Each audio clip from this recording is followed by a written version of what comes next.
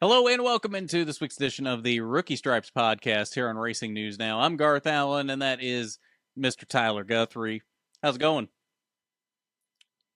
It's going. Not a whole lot to talk about as far as IndyCar this week. But NASCAR had a pretty good weekend, and surprisingly, the Cup race I thought was the best race of the weekend for like the first time this year.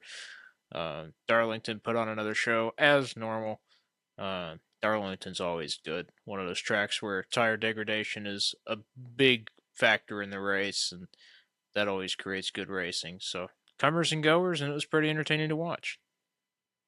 What an IndyCar guy. Tire degradation. In NASCAR, we call it tire wear. It's called My Car Sucks. That too. It's called Larry Mack. How many tires do we got? Right? Oh my god. I love Larry Mack, but it's starting to get a little old. I would almost agree that the Cup race was the best race of the weekend, but at the same time, I do think the truck race was a little better. I very much enjoyed the truck race this weekend. Overall, though, Darlington, I think, did not disappoint. The entire weekend was great. The Xfinity race was interesting, to say the least. There were some interesting things happening there. And then we had probably the most boring IndyCar race of the season so far as well. Yeah, the IndyCar race wasn't too awesome. It was a decent strategy race with guys taking different kinds of tires at different times in the race, which created like a lot of people coming and going through the field, which is interesting to watch, but the field got pretty spread out, and from that point it was just kind of, we knew who was going to win, and it just kind of lost a lot of interest. But now we're on the big track from here on to the rest of the month for IndyCar, even though today is Tuesday and the first practice day got entirely rained out because the weather said screw Indianapolis today, and we'll be on the oval for a bright and sunny day tomorrow. Nice. So yeah, give everybody a preview of what's happening IndyCar wise this week from the track. So this week we're supposed to have practice today, but the rest of the week, Wednesday, Thursday, Friday, all those 3 days are entirely practice sessions for getting your race set up, just kind of sort of figured out, but focusing on your qualifying setup, because Saturday and Sunday this weekend are both qualifying days. Saturday will set the middle of the starting grid, so the top 12 will move into Sunday's top 12 shootout and into the Firestone Fast 6, and the last 4 will go into the last row shootout on Sunday to see who goes home. So the middle, like 13 to 30, that'll all be set on Saturday. So those guys won't run Sunday. But after that, after we figure out who's the car that's going home and who's starting at the front, then everybody gets their race setup trimmed out for next week. And they only have Monday and Friday next week to get their race set up together. So if you're Colton Herta and you crash on Friday like you did last year, next week, you're going to have a really crappy 500 because these cars take a lot of preparation. The 500 cars have been in the shop since before last year's 500, getting ready for this week's race. And it's a big deal. This is the number one thing in IndyCar. This is why it's called IndyCar. And everybody wants to win this. Even people like Marcus Ericsson, who we didn't even know cared about the Indy 500 until recently, and then he won it, and it's the most important thing he's ever done in his life. So it'll change somebody's life. And Elio Castroneves has the opportunity to go for a historic 5th Indianapolis 500. 4 people have won it 4 times. Nobody's won it more than that. So that's what's on the line this month. He's got the opportunity for immortality. He's already got it, dude. Well, yeah, fair enough. Is the last row shootout a new thing? I never knew that existed. They did it last year, I think. They never used to do it. It was just always like one day everybody went and you figured out who went home. But since they didn't have bump day for a while, it was just 33 cars qualifying. They obviously didn't have a last row shootout or whatever, but I think in the past couple of years they started redoing it because it it's more interesting TV wise to say out of these section of drivers, one of them's going, and Hmm. it gives you kind of time to prepare if you're like a points race team, like say your willpower, like a couple years ago, he was on the bubble to not make it into the race, and Hmm. gives him overnight to figure out the car and all that kind of stuff. So yeah, last row shootout's actually kind of interesting. You would think that seeing the slowest four cars on the grid go around the track is kind of boring, but I mean, this is what everybody wants to do. So you see all those four drivers putting it all on the line to make it into the race. It's pretty fun. See, and that's why I don't like the charter system in NASCAR. One of the reasons I don't like the charter system, because you can, like in IndyCar, you can have somebody like Will Power in that bottom group and almost miss the race, and that creates excitement for qualifying. Whereas Hmm. in NASCAR, if the team has a charter, you know they're in the race regardless of how slow they are on qualifying day. So there's really no excitement there. It's just about what order they're going to be in. You know they're all going to be in the race. We don't even just have provisionals anymore. It's just those 36 make it into the race, and I mean, the charter system's kind of broken as is. That's why there's only 36 guys that show up pretty much every week, because it's not worth it for the non-charter teams to show up. But and I know charters benefit the teams because they can say to their sponsors, "We'll be in this race." There's no possibility of that not being a thing, but at the same time, it does kind of suck from a fan perspective, because it makes qualifying a little less exciting. Well, and even with bump day, with all the extra coverage, like if you make it into that bottom four, you're automatically getting like an hour of TV time for just your car. And Yeah. remember a couple years ago, Fernando Alonso got bumped out of the Indianapolis 500. He wasn't even able to make the race. Do you Mm-hmm. remember how much media stir that caused? Mm-hmm. It's a big day, and you get to set the last row and the front row on the same day. It's fun. It's fun to be there. I can't wait to see who's in the top 12 and who makes it into the Fast Six this year, because last year it was a heck of a day with Jimmy Johnson and Roman Grosjean making it into the top 12. I think Jimmy made it into the top six. Mm-hmm. But yeah, it's a fun weekend for qualifying. It's a big weekend of tradition and sets the stage for the big race. Yeah. No, it's super exciting. I'm super excited for it, and I'm not even the big IndyCar fan that he is, but it does make it exciting. I mean, what NASCAR qualifying session is this exciting? Maybe the Daytona 500, but even Well, that, qualifying doesn't even matter for the Daytona 500.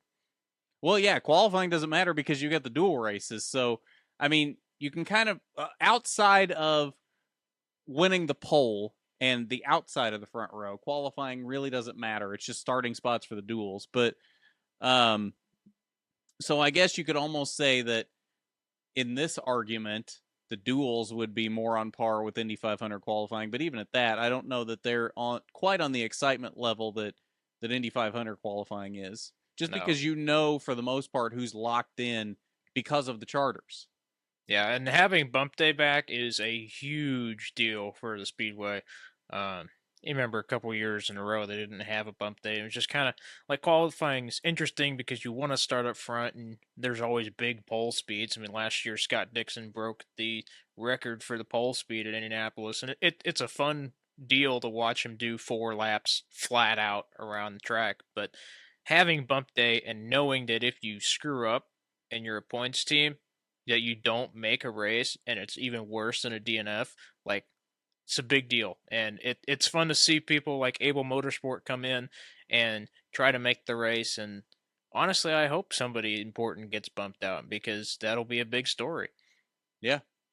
Now, in the past, when big teams have gotten bumped out, a lot of them have like bought their way back into the field, haven't they? And I think you can still do that, but yeah, there were a couple times where big names got bumped out, and I think during the IndyCar and kart split, like the kart and whatever Penske made, um, that was kart. But during the split era of IndyCar, Penske team came over to IndyCar to run the 500 because that's how important it was to Roger Penske. Even though he created this other series to combat IndyCar, he still came and ran the Indy 500. Mm-hmm. All four of his cars got bumped out of the race. Nice. But yeah, you can still buy your way into a seat. James Hinchcliffe did that a couple years ago, I think. Qualified really badly. They knew they couldn't fix the car and hopped into somebody else's car and tried to take it for a spin. But yeah, it's just things like that. And I hope that someday we can get back to the 500 having 40 something cars try to qualify, because back when they had 50, 60, 70 cars trying to qualify for the race, you'd have an endless line of cars trying to come back in and redo their qualifying attempt. And it's fun because you can actually forfeit your qualifying attempt to go again if you think you're not going to make it. And there were a couple people last year that had to do that, and it's a big gamble because you can make the race or make your situation even worse. And it's a fun thing to watch, and I'll be there both days. See, and that's another cool aspect that NASCAR just doesn't have with their qualifying is if you think you can go out and run a faster lap, you can forfeit your original time and go back out and do it again, which honestly I think would add a really cool extra level to NASCAR qualifying that is just not there. Yeah, and qualifying for the 500 is so important actually for IndyCar that they even took it off of Peacock. It's on the big NBC for a little bit this weekend. So For a little bit, like the whole thing's not there. no, of course not. It's Peacock, so Yeah. So the whole day is on Peacock, and I don't even know how much Peacock is, but it's not expensive enough to just skip the entire month of May to me. So the TV will be on Peacock as soon as I get home from work every day for the next 2 weeks. Okay, fair enough. I don't blame you for that. Mine will probably be on Flow Racing all week because of all the racing at North Wilkesboro leading up to All-Star race this weekend. But we're getting ahead of ourselves with that. Is there anything else you want to talk about IndyCar-wise before we shift over to NASCAR? No, I think we got a lot to talk about with NASCAR this week, and we can do some more IndyCar next week when we know who's in, who's out, and what it looks like, because I think this will be a really competitive Indy 500. Yeah, definitely. I agree with that. All right, moving on to Darlington. 3 races this weekend. We had Trucks, Xfinity, and Cup. All 3 I thought were pretty good races. I thought the truck race shined above the others just for the quality of racing. I mean, there was definitely a lot happening in the Cup race, but I don't know that the level of racing itself was quite up with the truck race, which is surprising because I don't usually say that about truck races anymore. But yeah, no, I thought the truck race was really good. Eckes and Byron had a hell of a battle near the end of the race. Christian Eckes proved that he is here to stay. He has the talent. I mean, he outdueled William Byron. And this is why I have said for so long, all the fans are just so against Cup drivers coming down into Xfinity and trucks because, oh, they just take all the wins away and they make it boring and blah, blah, blah. Well, they don't take all the wins away. It's up to these guys to go out there and prove that they are on the level with these drivers so that they can go up and race with them on Sundays in the future. And Christian Eckes did exactly that. He outran William Byron heads up in the final laps before the overtime started and proved that he can run with these Cup guys, with one of the best in the Cup series right now, in one of the best trucks in the field. He outran him in the closing laps. If that caution hadn't come out as they came to the white flag, Christian Eckes was going to win that race over William Byron. And he ended up still winning the race, even through all the overtime restarts, all the shenanigans that could have happened to him in those final restarts. None of it happened to him, at least. And he comes home with the dub. I will say NASCAR was a little too easy to hit the button for the cautions in those overtimes. It almost looked like they were trying to get another overtime out of it, and that's why everything was so confusing as to whether Eckes had taken the white flag or not. They were really on that button, and it almost seemed like they were really trying to get that extra overtime restart in there, and it turned out that they didn't hit it quite quick enough, and they had to call the race there. But they were really trying for that extra overtime restart, and honestly, I'm glad they didn't get it because I'm really tired of the shenanigans here. I'm tired of them trying to make the ends of the races exciting when they didn't need to. I mean, even if we hadn't had any of those overtimes, we had a really good battle between Eckes, Byron, and Raja Carruth for that win in the final laps. We didn't need the overtimes, yet NASCAR seems to think the only way to have an exciting finish is with an overtime restart where the leader gets screwed. That seems to be the only thought process there. I agree with you. I'm glad that they weren't able to throw the caution there because we already had an overtime restart, and they're We'd definitely had starting. multiple. Yeah, they're definitely starting to get really old, and it's kind of like one of those. The race is almost over. Everybody's kind of just running towards the end, and then inevitably you end up widening up a whole bunch of good race cars that don't need to be tore up. And I definitely agree with you that they were trying to get another one out of it, but it was a good enough race, so you didn't need to do that, in my opinion. Right. And I'm glad they didn't get another one because it would have been a big shame if Christian Eckes had gotten taken out or something because he was having an incredible race. And I agree with your point earlier about I'm definitely guilty of this myself, being one of those fans. It's like, oh, we don't like the Cup guys being in trucks and Xfinity. But in circumstances like this, when the truck and Xfinity guys are able to put themselves up against the best in the Cup Series, it is fun. The only problem is like when you get Kyle Busch, who owned a truck team and gave himself like the best truck in the series, and then just won by like 18 miles. But yeah, I mean, I like it when they can shine against some of the best in the Cup Series right now. And William Byron is on a tear this season. Mm-hmm. Interesting stat that they talked about during the Cup race. That is William Byron's 7th win on a 7th different track in 7 different paint schemes. Nice. Just kind of little trivia from Larry Mack for you. Larry Mack's got those what do they call it? Mac Nuggets. Oh, God. I'm so ready for NBC NASCAR. I know. Never thought I would say that. I love Mike Joy, but he is the only, other than Tony Stewart, they are the only 2 good things about that broadcast this year. I don't know. Carl Edwards was pretty nice this weekend. I really enjoyed having Carl on that broadcast. Carl Edwards is alive. Yay. Yeah, right? But no, going back to the Kyle Busch point, yeah, he does dominate and run away with a lot of those truck races, but he doesn't win every race that he's in. There's been races that he's in that some of these truck guys have proven that they can beat him. And that's the point, is these guys aren't going to win every race. They're going to win a lot of them, but that's what makes it more special when somebody like Eckes can outrun William Byron in one of these races, because it shows how much it takes to beat these guys and how good these guys that beat them really are, and how much talent they have and how much they deserve to continue moving through the ranks because they can actually run with these guys and beat them. Yeah, and with the way it's shaken up recently, especially this year with the truck and Xfinity races having Cup guys in it, I think it's been really good for the series. And it'll be interesting, I think, to see how the Cup guys do in the truck race at North Wilkesboro this weekend, because none of the Cup guys raced North Wilkesboro when it was still on the Cup schedule, which I thought was an interesting statistic. I guess probably like Denny Hamlin and Kevin Harvick would be among the oldest that would have been around in that time period, but they quit racing there in what, 94? 96. 96. I mean, yeah.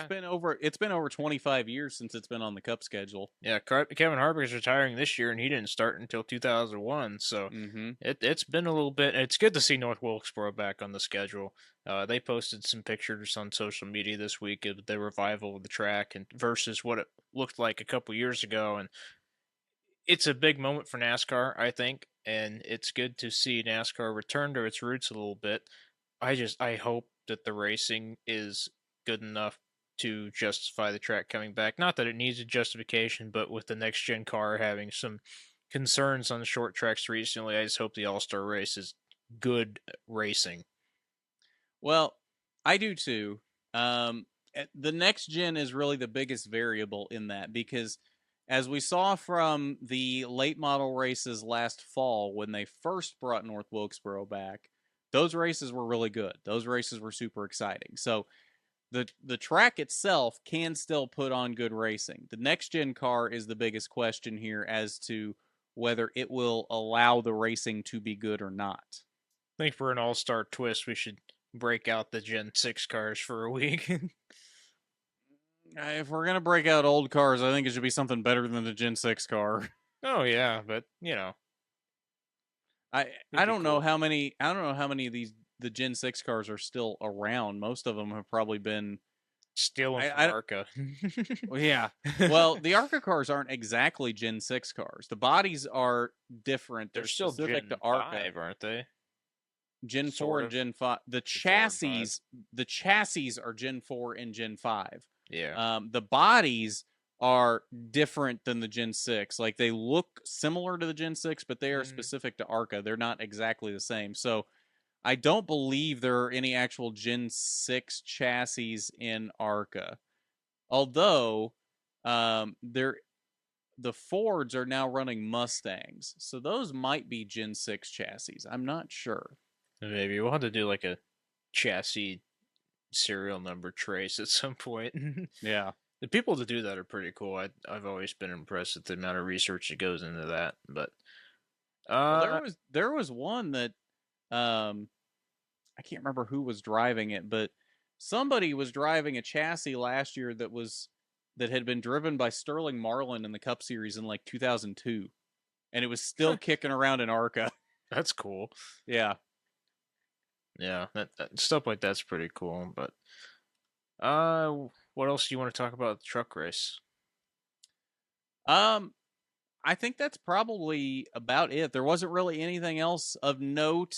And I did cover the truck race and a truck rewind. So, um, if you didn't see the race and you want a quick recap of it, that'll be down below in the description if you want to check that out too. But I think probably good to move on to Xfinity now, which didn't really have all that much going on outside of Sheldon Creed making a dive bomb that was never going to work and wadding up half the field, including his teammate. Yeah, They like had synchronized spinning going on in turn one, which was really weird. RCR teamwork, but not quite. Not the teamwork you want. No, I watched a little bit more about that move that Sheldon Creed tried to make, and it made sense. It's just that he wasn't able to clear John Hunter Nemechek that was just outside of him. If he had been able to clear Nemechek, that would have looked awesome. But Nemechek dove it into the corner almost as hard as he did. So right, and with how Darlington races, you kind of wash up the track a little bit, and there's not much he could have done after that. But yeah, the half the field got torn up in that, which was pretty nuts to just. I think I randomly glanced over while the race was on and just saw half the field wrecked at Darlington. It's like, what the heck happened here? right. But yeah, a whole bunch of cars wadded up in that didn't really need to be wadded up. And John Hunter Nemechek had a good race until he decided to take himself out on Kyle Larson. Yeah, that's true. I guess I can't really pull the Denny Hamlin argument from last week against Kyle Larson this week because, Larson was still on the wall and Nemechek went into him, but it was the same situation. I thought it was weird to have that 2 weeks in a row. It was exactly the same. I don't understand how you can have a different argument for this one than you did for Kansas. It was literally the exact same situation. He didn't bounce off the wall this time. Except replace Denny Hamlin with John Hunter Nemechek. The exact same situation. Yeah, and Nemechek just kept coming up towards the wall, and there was no more track for Larson to go to, so they just kind of bounced off each other. But I guess there's a lot of people saying that was Larson's fault, and I don't know if people were just angry about being angry last week and just have to be Larson's fault this week or what, but I just thought that was interesting. These are the same people that last week didn't see the head-on view to see that Larson didn't come off the wall before he bounced back.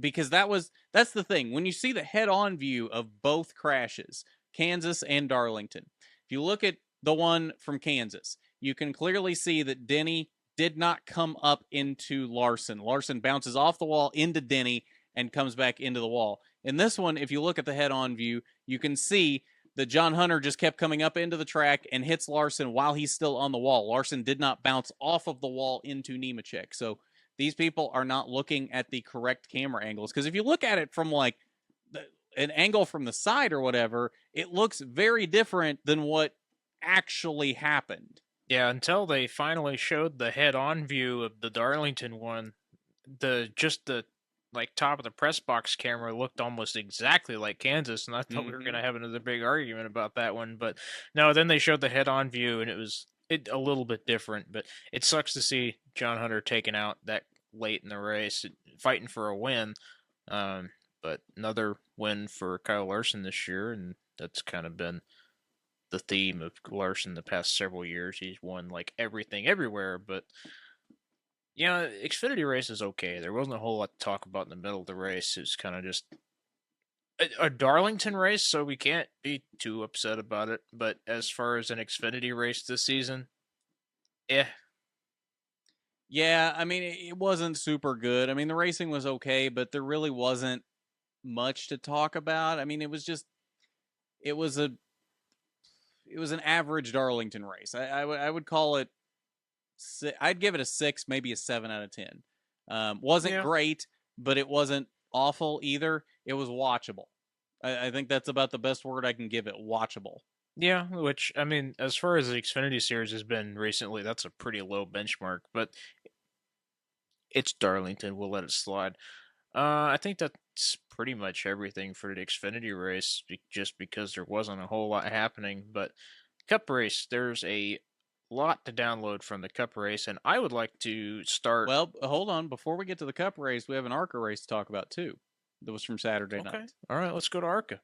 ARCA East was at Nashville on Saturday night, and it looked like it was going to be another 18-car runaway. And honestly, it probably should have been until the last lap coming through 3 and 4, and Rita Goulet decided to make things interesting.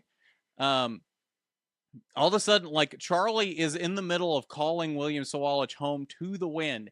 He comes down into 3 and 4, and all of a sudden, boom, there's a car sitting perpendicular in the track in front of him. Shit. Yeah.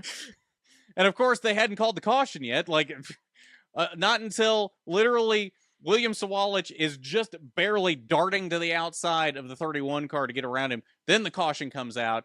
And because it's ARCA, this was not the end of the race, even though it was the white flag. We went to a 1-lap overtime finish. Oh my God. In which William Sawalich did not win. ARCA moment. Led the entire race up to that point and was in 3 and 4 coming to the checkered flag and does not win the race. Apparently, he didn't lead the lap that counts. No, the extra lap that didn't count. Yeah, it's starting to sound like NASCAR with all their overtimes recently. But yeah, at least with NASCAR, like if it's the white flag, it's the end of the race, unless it's the All-Star race, in which case you're Ryan Blaney and you find out the hard way, I guess. Yeah. I'm torn on this one. I hate it because Sawalich dominated that race and deserved that win, and honestly should have won that race. Led the entire race up to that point. But it did give us an exciting finish, and it gave us a different winner so that Sawalich doesn't run away with the entire season and win every race. So I'm torn as to what I feel about this race, because on one hand, Sawalich didn't win, even though we know he's going to win a lot more races this season, more than likely, and probably going to win the East Championship because he's in the 18 car. But he deserved that win. He dominated that race. He should have won that race, and he didn't.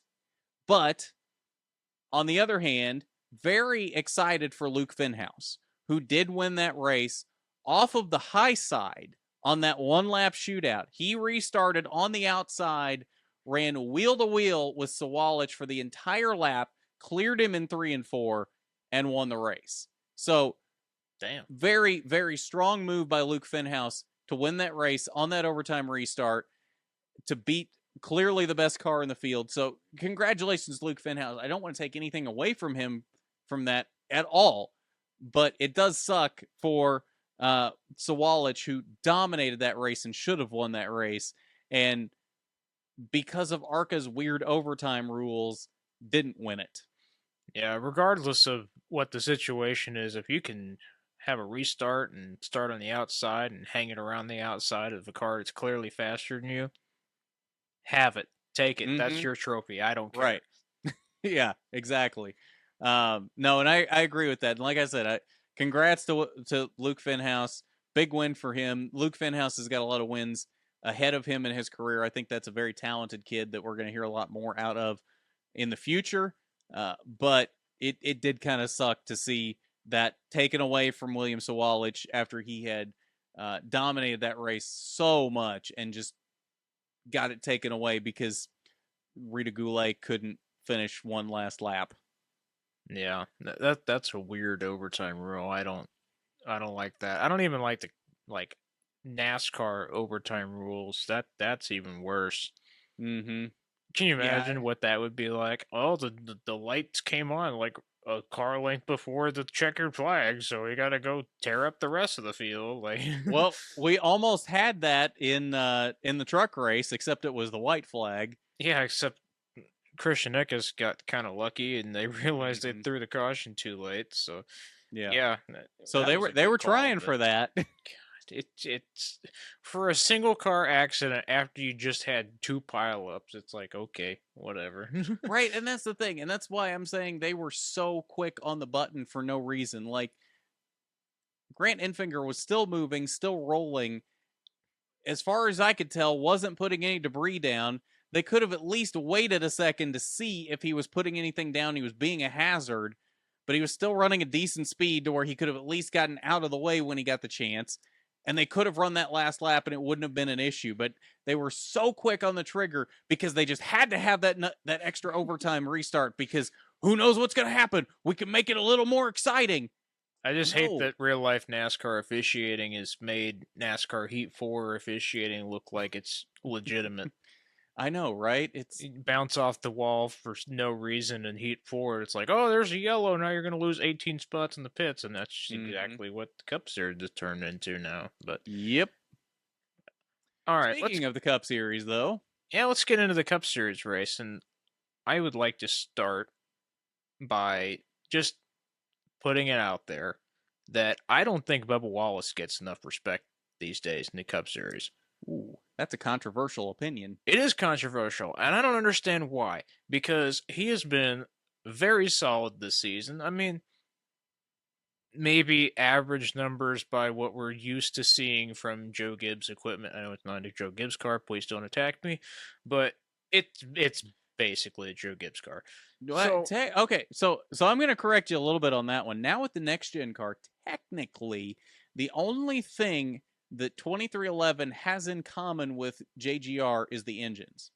They get all the same engines from TRD, but because it's now basically a spec car, it's the same car as a JGR car, but it's also the same car that everybody else gets outside of the nose piece. So it's just it's how they fit the car. It's how they fit those puzzle pieces together. And I don't believe JGR is fitting those puzzle pieces together for them at this point. And they don't even have JGR pit crews anymore. They've got their own pit crews this year. That gives me even more gunpowder for my argument because I think he's been doing very well this season. And I think if we had a different driver that had a troubled upbringing into the series, trying to think of an example, but I'm not really coming up with anything.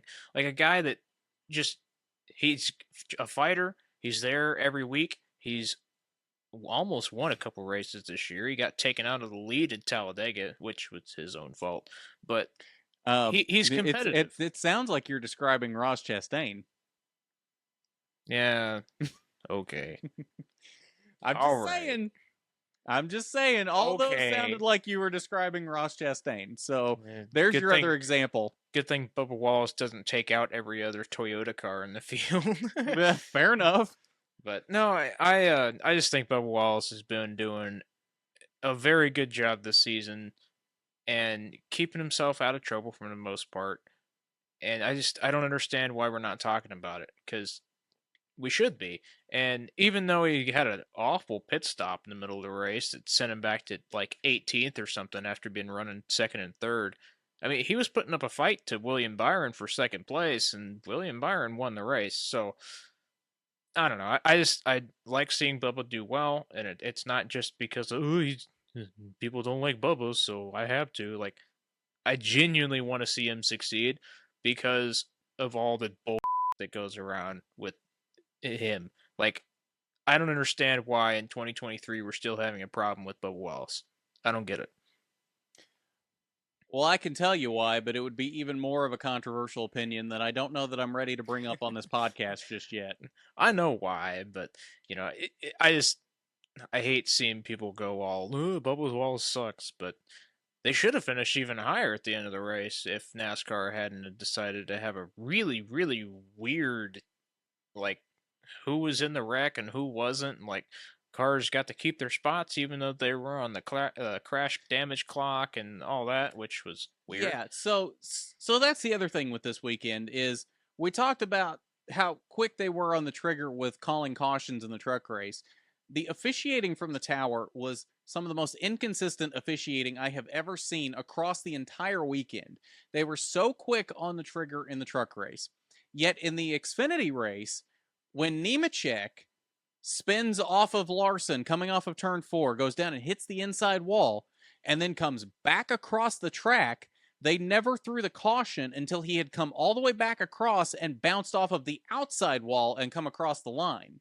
There were cars flying by him at full speed as he's on the track in the racing groove because they hadn't thrown the caution yet. NASCAR. Then we go to the Cup race, and you've got all of this at the end to where you've got this big wreck to where we go into the final caution, and NASCAR's like, well, as long as they maintain reasonable speed, they get their spot back. That's never been the rule in NASCAR, and I don't understand how that all of a sudden is a thing, because if you're in the wreck, you don't get your spot back. Well, yeah, and we had this been a thing. We had this controversy with the opposite ruling last year at Daytona when Austin Dillon won the race after everybody went in the wall when it started raining. Like, there were cars that they made it out of the wreck even though they threw the yellow flag, and I think it was Kevin Harvick that probably should have won that race, but they said that he was caught in the wreck and didn't maintain good speed, and it's like, what the hell is good speed? Like, right? It doesn't make any sense. No, it doesn't, and that's why. And I'm not saying William Byron didn't deserve this win, but that's why nobody was able to keep up with him on that overtime restart, because everybody that started around him was in that wreck and damaged, so they couldn't keep up with him. Harvick had damage. Elliott had even more damage. There was a reason why by the time they came off of turn 2, the only cars in the shot were Byron and Harvick, because Elliott was so slow with all of his damage, he had fallen like many car lengths behind them.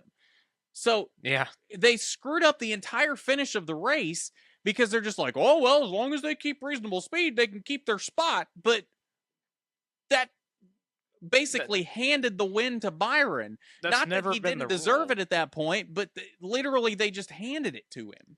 Yeah, I mean, I was happy to see Byron win, obviously, but that's never been the rule. And I don't understand why now, at the end of a very competitive race, you just decide to put a bunch of wrecked cars that are literally on the crash damage clock back in their spots. That's never been what they've done, and I don't understand what made it different this time. No, I don't either. It's more NASCAR inconsistency, and that's the thing. And like they try to act like that they are going to start being more consistent, and they're gonna call things exactly the same all the time, and then they do like this, and it just I don't care if it's gonna be dumb, but if it's gonna be dumb once, make it dumb like that every time. I mean, at least be consistent with it. I just, you can have stupid rules, but I don't know. I mean, I'd prefer if you didn't have stupid rules, but if you're gonna have stupid rules, be consistent. It's NASCAR, so I'm not expecting a whole lot in that department. But yeah, right. No, I'm totally with you on this. I don't understand why they're allowed to keep their positions. And like you said, Chase Elliott, I mean, he comes into turn 1 after the restart like 20 mile an hour slower than everybody else at Darlington, where it's usually a one groove racetrack. So nobody can do anything, and I don't know. I know Denny Hamlin talked about it. Bubba Wallace, his crew chief, talked about it. And it's just kind of like, why would you mess with the end of the race like that? It felt like they were trying to gift the win to somebody, but gifted it to William Byron, who probably would have won anyway. Right. I don't know. Well, and it wasn't even the cars up front. I noticed on that restart there was somebody in the middle of the pack. I don't know who it was that was majorly damaged. Like the front end was caved in, smoke pouring out of the car, and they just pulled over to the left at the line because they were only doing like 60, 70 miles an hour and couldn't go faster than that. But they're restarting in the middle of the pack. Yeah. I don't understand. It kind of reminds me of when Kevin Harvick had a gearbox failure at Talladega a bunch of years ago, and just Mm-hmm. stayed in the middle of the pack because he was in the playoffs and needed the Mm-hmm. points, and everybody else wrecked, and NASCAR's mad about it. But then, like, literally fabricates the same exact situation in Darlington. Okay. Yeah, I don't get it. They've got to be more consistent. And then there was one that I was listening to Door Bumper Clear this week, and uh, which whichever one of them is the spotter for Justin Haley. I don't remember which one it is, but he was talking about how NASCAR had said something on the radio about 41 with Brian Preece needed to go to the back of the line, and they wouldn't be choosing in whatever position they were in. But then that's all they said, and nobody was super clear on if he'd said 41 or 31. And he's like, well, I'm not going to ask, did you say 31? Do you want me to go to the back? They're going to have to repeat themselves. Right. They didn't ever say anything. They get by the choose cone, and then the 41 goes to the inside, and he has Haley go to the outside, and then all of a sudden the official comes on the radio, 41, you're a penalty car. You need to get out of there. You went ahead and let them choose, though, which determined where everybody else behind them chose. So now you're just moving up the entire inside line and screwing up the restart because you didn't hound him to get out of there like you should have. Yeah, I've struggled with the choose cone, but that makes it even worse. Mm-hmm. Like, I always thought the choose cone was... They're trying to, like, fabricate results and make it so that the restarts are more interesting and all that. But at the same time, also making it so multiple team cars can line up one behind the other and just shove each other across the start finish line. It's like, it seems really counterintuitive, which I guess I shouldn't be surprised at this point, but it doesn't really make sense that you would want to have complete chaos on a restart, but also let the teams organize it so that they can finish like 1, 2, 3, 4. Like, I don't. Well, that's only really an issue at Daytona and Talladega, which didn't have a choose cone until this year, mind you. Oh, good. I'm glad we changed that. Right? Yeah, that's only really an issue there where they can get in line and draft with each other. At tracks like this, that's not as big of a deal to get teammates lined up together. It probably is a little bit, but at the same time, it's less about lining up with your teammates on tracks like this and just lining up where you think you've got the best opportunity to make the most spots possible, or if you're the leader, to hold on to the lead. So I don't have so much of a problem with the choose cone outside of Daytona and Talladega because I think it really kind of messes things up at Daytona and Talladega worse than what they're already messed up. But yeah, when NASCAR's not even when they're affecting how the choose cone plays out by letting a penalty car stay in there and then making them get out. So then you've screwed up everybody behind them because they've all chosen based on what he did. It's I don't know. They've got to clean some things up in the tower. Yeah, probably should have just, because that was already when it was at overtime, wasn't it?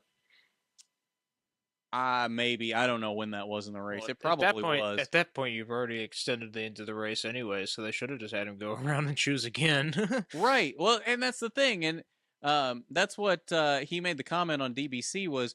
Well, they don't want to have us waste laps and choose again, but at the same time, it's their mistake. They need to fix it. And we're already wasting laps because we're on overtime anyway. Right.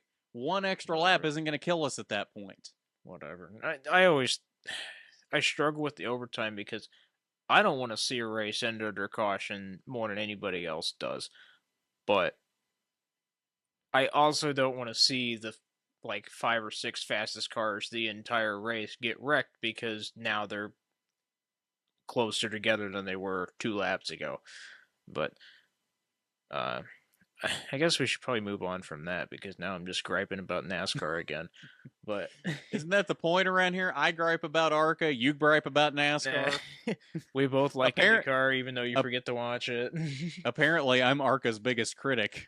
And you're also their number one supporter, so I don't know what that Exactly. says. I don't know how that works, but it is what it is. Ross Chastain is making headlines again in a negative Another way. week, another again. Ross Chastain stupid move. Or as I typed in the talking points, another week, another Ross Chastain incident. Yeah. I think if he starts a podcast, it needs to be something about incident instead of Denny's action detrimental, which they should really like. That should be Chastain's thing, not Denny's Well, thing. I don't know. Denny's had a lot of actions detrimental penalties in his career, so I think it works very well for Denny. Yeah, it does work pretty well for Denny, but yeah, Ross, he's finally done enough that his team and his engine sponsor is starting to get a little bit involved this week. I don't know that Chevy's really getting involved. But Chevy's, they had some talks. Hendrick was asking Chevy to have talks, but unless I missed something, I don't think Chevy ever said anything about actually doing anything about Ross. I think I read a headline earlier that Chevy was talking to Justin Marks earlier today. Oh, were they? Okay. Not really like saying specifically things like that, but that they still had a call after all of this happened. And I think Hendrick brings up a decent point. As much as I hate the manufacturer alliances in NASCAR, like you go to super speedway races and it's just a line of Chevys and a line of Fords, and it's like, okay, but I get the point though, because they do have a manufacturer's championship still, and if you're Chevy and one of your drivers is taking out several other of your drivers every week from contention, you might want to say something about it. And I think Ross Chastain is good for NASCAR because of the headlines he brings. He is any attention is good attention. Yeah, well, to an extent, but no, there's no to an extent to it. If you're putting eyeballs on the sport, that's more people watching. That's more people that could stick around in the future. Any attention is good attention. I think Kyle Larson dropping an N-bomb during COVID and getting all the attention from that was not good attention, but stuff like that. I don't know. I feel like in the end, that might have actually brought in more fans. Not because of it's exactly a really backwards way of looking at it, but yeah, and I see your point. I see your point. Yeah. I'm going to agree to just see your point and leave it at that. We're not going to disagree this week, though. I'm not saying I'm not saying people came in specifically because he said what he said. Right. I'm saying that it got attention on the sport, so maybe people tuned in that wouldn't have after NASCAR suspended him, and then they were like, "Oh, this isn't as bad as I thought it was," and they stuck around. After we made all the jokes about NASCAR being as racist as we thought it was, kind of thing. Yeah. Yeah. But no, I think Ross Chastain and the attention he brings is good for the sport. Like the weird Martinsville thing he did last year, that will stay awesome. It's gonna also stay overplayed and overused. It's still awesome, but you gotta like. At some point, you're a race driver. You're not just a test laps guy. He is fast. Every week he's fast. But he can't race with people, and you can't be in the Cup Series and not be able to race people. Just because of how close the cars always are. I mean, Darlington, you're inches away from the car if you're trying to make a pass. And you can't like have somebody tap you in the door and then be so mad about it that the next lap you're just going to send him straight in the wall. I struggle with that. And I want to see a good race, and I want to see NASCAR do well. This is the wrong way to go about it, I think. Well, so here's the thing. I don't think he intentionally wrecked himself and Larson in that situation. I don't think so either. I just think he misjudged it. But he misjudged it, and he said as much again. Big bonehead move, yeah. He said that again, and it's like, how many times can you misjudge something like this before we just say, you can't do this, you know? Right. Like, you're supposed to be better than this at that level. Like, sure, you're going to make mistakes every once in a while. Like, we're human. None of us are perfect. We're going to make mistakes. But when you're making mistakes like that every single week, do you really deserve to be at this level? Yeah, you can't. You don't at Cup Series level. You don't get to make that same mistake 3 weeks in a row and not have repercussions for it. Mm-hmm. In my opinion. Yeah. As much as I think he's a great race car driver, you can't do this 3 weeks in a row and not expect somebody to be mad about it. Especially when it's the same car 3 weeks in a row, you know? Yeah. Was it the same car 3 weeks in a row? Larson's gotten wrecked by him 3 weeks in a row now. When did he wreck Larson at Kansas? That was Denny. That was Denny. I don't know. They said something about it, so I know Denny. They did. Denny finished him off, but yeah, Cliff Daniels said something about 3 weeks in a row from Ross Chastain. I don't know if it was like a weird block that he threw at Kansas or something, but it's definitely 2 out of the last 3 weeks that the five's been finished off by the one. Yeah, I mean, I know he did something stupid at Kansas because I remember us talking about it, but I don't remember what it was now. I think it was a stupid block or something. That sounds like a Ross Chastain thing to do. It but very much sounds like a Ross Chastain thing. Yeah.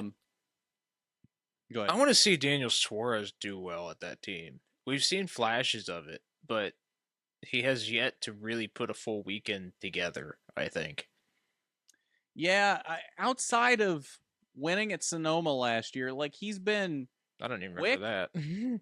Yeah, I mean, he's got that one win with them, but outside of winning at Sonoma, he's been quick, but he's not really been in contention for wins outside of that. Like maybe a couple of road courses he's been there, but like he'll run top 10-ish, but he's never like right up in the front competing for the win. Yeah, it's like I always see him in the top 10 in the middle of the race, and by the end of the race, he's kind of falling off. And I don't know if that's the team not keeping up with adjustments with the track or just him getting flustered or something. But I don't know. I want to see Daniel Suarez do well, and I want to see the guys that they bring in to run that 91 car do well too, because that has potential to put a lot more eyes on NASCAR. It absolutely does. Trackhouse has been doing a lot for the sport, and I think that needs to be recognized every once in a while, apart from Ross Chastain. The whole team is a very cool idea. Honestly, I think Trackhouse is the best thing happening in NASCAR right now. The things Justin Marks is doing for this sport are revolutionary. And if this sport takes off again and gets back to the point where it was 10, 15 years ago, I think a lot of it will be due to Justin Marks and the things he has done with Trackhouse. Yeah, NASCAR is still pulling the best TV ratings and numbers out of any motorsport in the country. Not if you listen to Gunther Steiner. Oh, God. God, what an idiot. Did you listen to Connor Daly's podcast from last week that was talking about Gunther? Yeah. Connor brings up some good points in that podcast about F1 not being about racing and being about the spectacle now. And I saw a stat. I'm going to read this verbatim because it was such an interesting statistic. We're going back to IndyCar here. 3 days of the F1 Paddock Club with food and drink, a pit lane walk, and a day of paddock access and the podium ceremony is $1 short of $14,000 for the Miami race. For $14,000, you can hang around the garage area for 3 days. 11 days in the IMS Holman Terrace Club, pit and garage access, including race day pit and garage access, food, drink, and parking pass, about $200 short of $4,000. That's still a lot, but it's not even close to what the F1 is. But it's 4 times the number of days with even more access because it's IndyCar anyway for the biggest event in motorsport in the world versus just some race in Miami. Well, but if you're LL Cool J, it's what do you call it? The greatest spectacle in motorsports or whatever it was. Yeah, I think it was the greatest spectacle in motorsport instead of the greatest spectacle in racing, which IndyCar is very pissed off about that. I'm aware. Greatest spectacle in racing is trademarked by the Speedway. You cannot use that. And F1 used that to advertise the Vegas race earlier this year. And IndyCar contacted F1 and said, hey, we're going to sue you if you do that again. And F1 was like, okay, sorry, we'll get rid of that. And then LL Cool J comes in at Miami and says the same exact thing.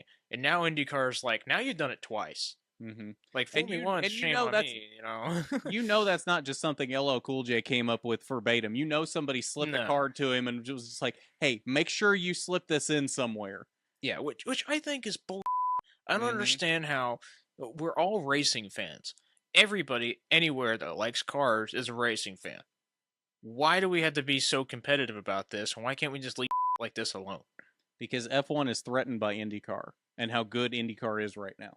Yeah, it may not have anywhere close to the same amount of rating. Fix your car specs in F1 and maybe make a racing series instead of a glorified parade with some celebrities, and make it what F1 was supposed to be, the greatest racing series in the world, and just let us have the one thing, man. You know what's funny is 100 Days to Indy uses literally the exact formula for Drive to Survive and has basically the same amount of drama and excitement that Drive to Survive has, except 100 Days to Indy's drama and excitement is not manufactured. All of this actually happened. Whereas Drive to Survive, they're having to manufacture it and make it exciting. Yeah, I mean, I really hope that next year they bring the 100 Days to Indy thing back, but do it for the whole season. I don't know how you could do that with the 500 being what it is and as important as it is, but it's a really cool thing. And now I'm kind of kicking myself for not watching Drive to Survive ever, but now I'm like also on this little island where I haven't watched Drive to Survive, so I'm not gonna, you know. You still could. I mean, I still recommend it. It is good I can't support F1 like that. Okay, well, fair enough. I understand that. No, I can't do it. The problem with IndyCar for doing a full season of a 100 Days to Indy type show is they've built the 500 up onto such a pedestal, and none of the rest of the races hardly mean anything to the general public. Like the Indy 500 is it. So how do you convince people to watch a show like that shows the entire season when none of them care about any of it except for the Indy 500? Well, and it's very evident everywhere, because I was talking to some people earlier this week. They're like, "Oh, are you going to a NASCAR race in Indy at the end of the month?" That's how little people know about IndyCar, and I think that's sad, because it's my favorite racing series in the world, and there's just so much about IndyCar to like. I mean, I went to the race this weekend, and for $40, I was able to walk wherever I wanted on the track. Not on the track, but like around the stands, everywhere. Just pick your own seat, bring a lawn chair, whatever. We were there from 8 in the morning to 6 in the afternoon for $40, and I saw, or like was within arm's reach of 6 or 7 of the drivers. You can just get autographs from as they're walking to the grid. Like, you don't get that in a lot of other series. You can kind of get that in NASCAR, but NASCAR doesn't even let you watch technical inspections anymore.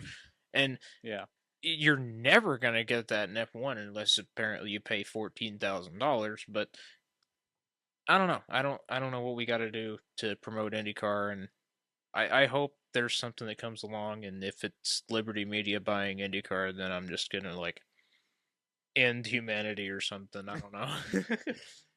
Yeah, I think that would be the worst possible thing, because sure, they would have more reach that way, but they would also just be a feeder series to F1, and I don't think anybody wants that, because I think that would end up ruining IndyCar in the long run. One little bright spot for IndyCar popularity this year: Agustin Canapino. He is an Argentinian driver who is driving for Juncos Hollinger Racing.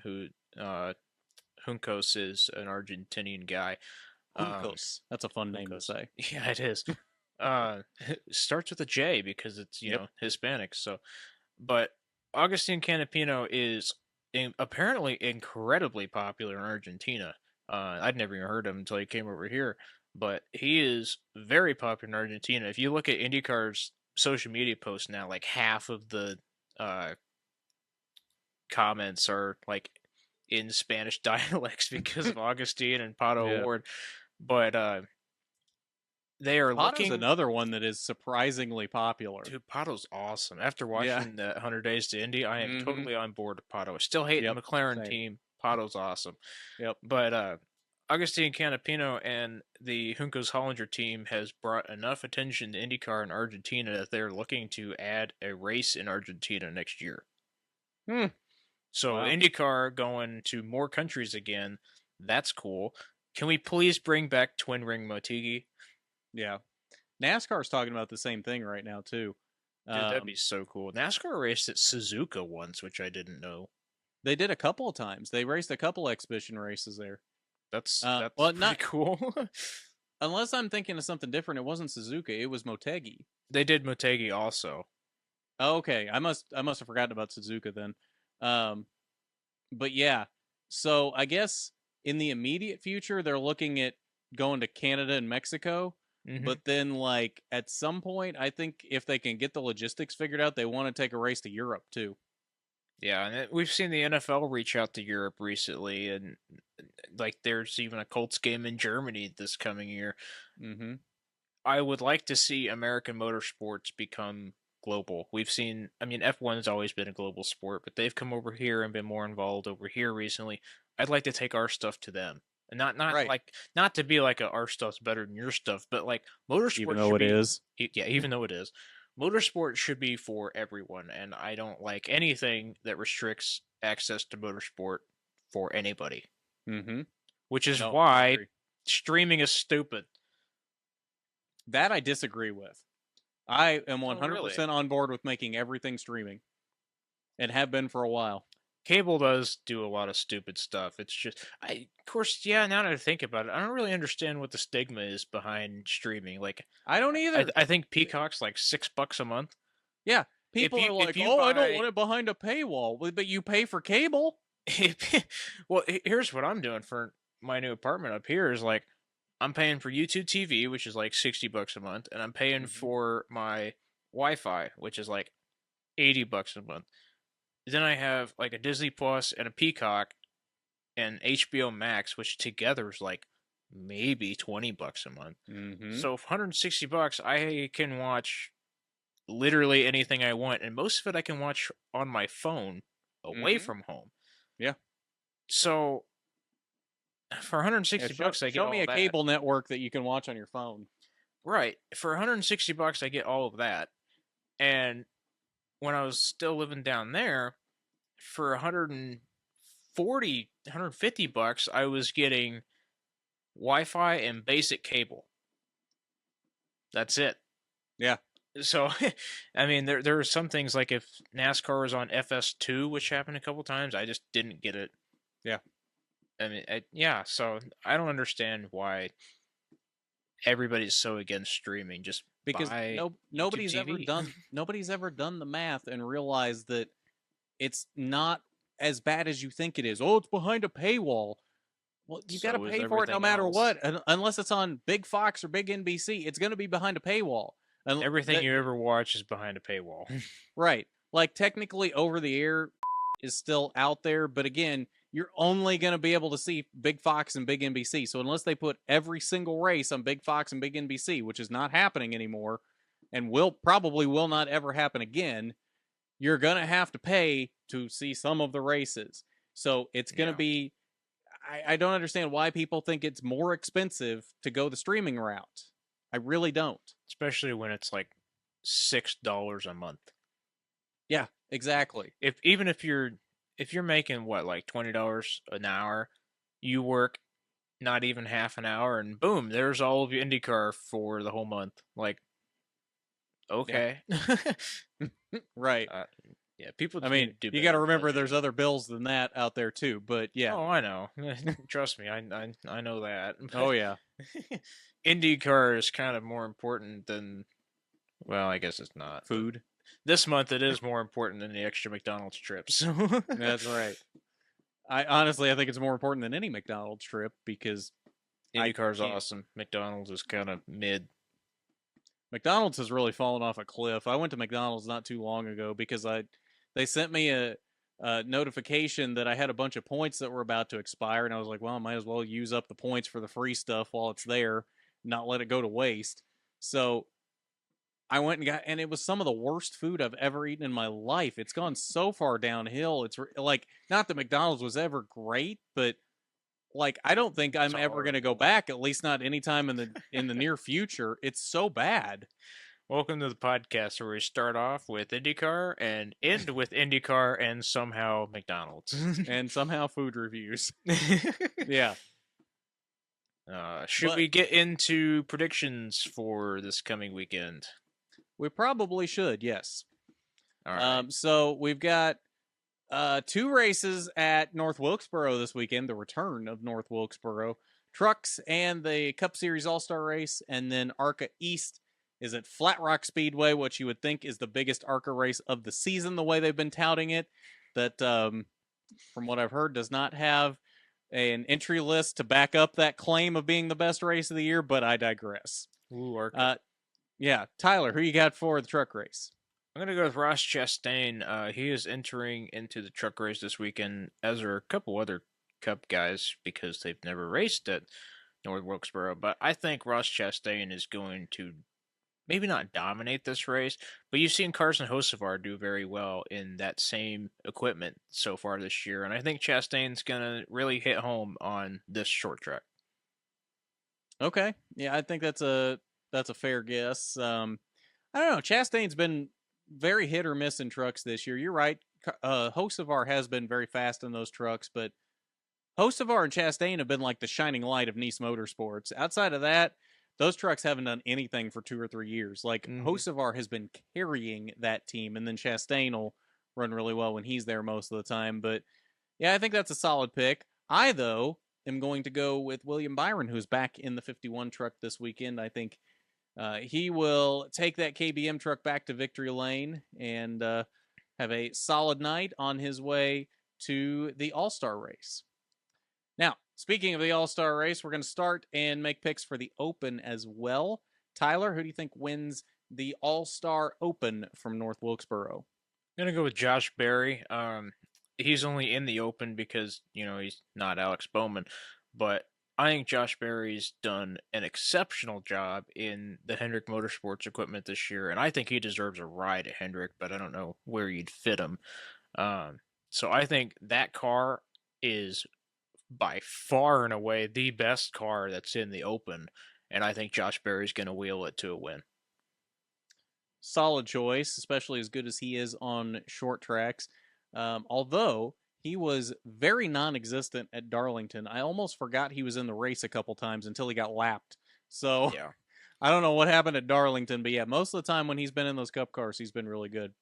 I'm going to go with somebody else that is very good on short tracks, and I was surprised to see him in the Open. Then I realized that, yeah, he's not won a Cup race yet, so of course he's in the Open. Ty Gibbs, I think, wins the Open. I think, especially with who's on the entry list for the Open, I think it definitely probably comes down to those two between Berry and Gibbs. One maybe Almirola, but yeah, that's pushing it.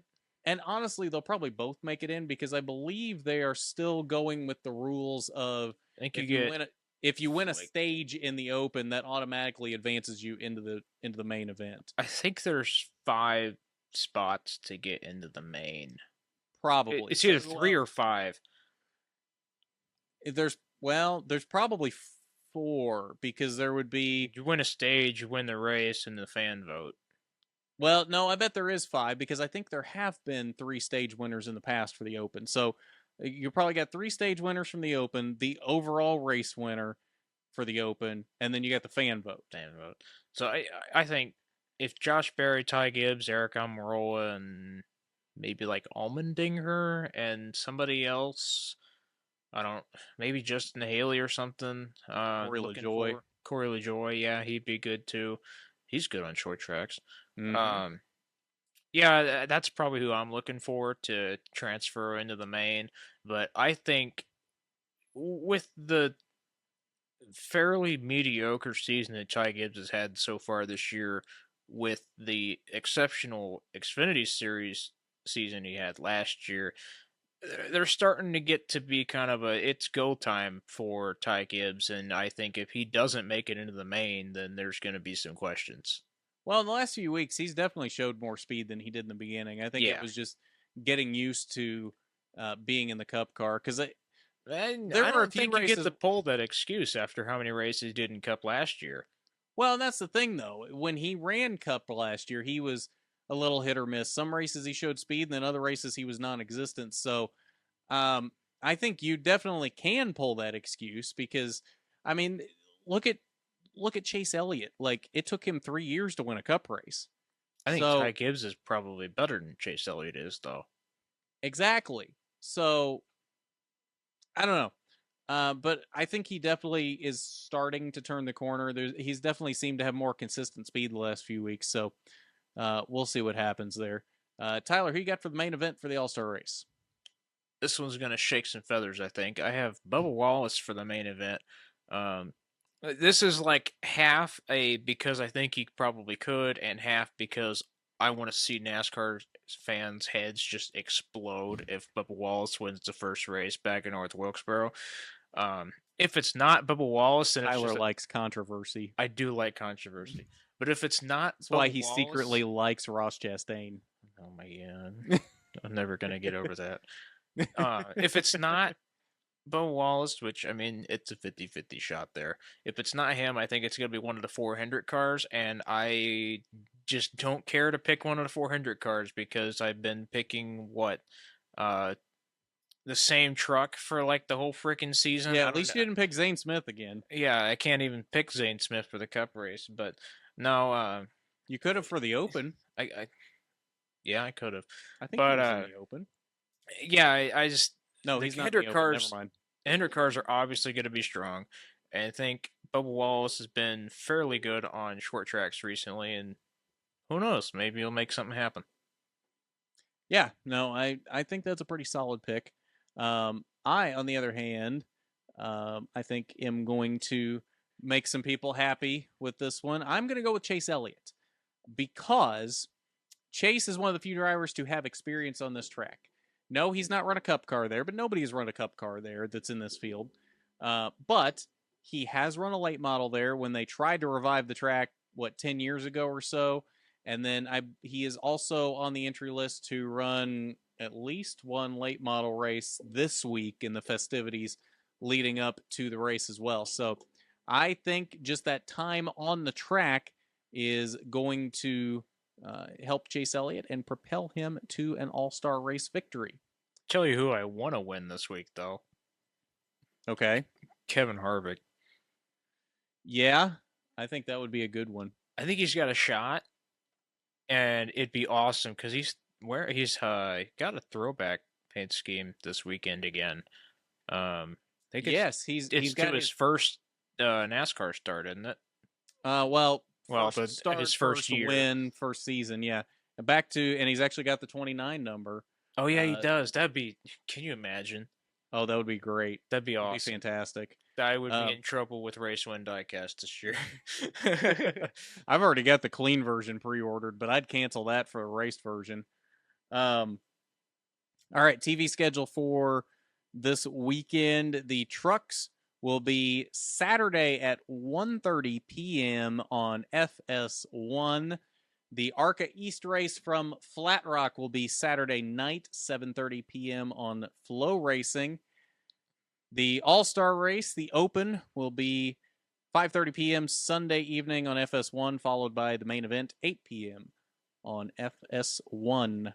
And my shameless IndyCar plug, practice Wednesday, Thursday, and Friday. They start in the morning, like 9, 10 o'clock, and go till 6 Eastern in the evening.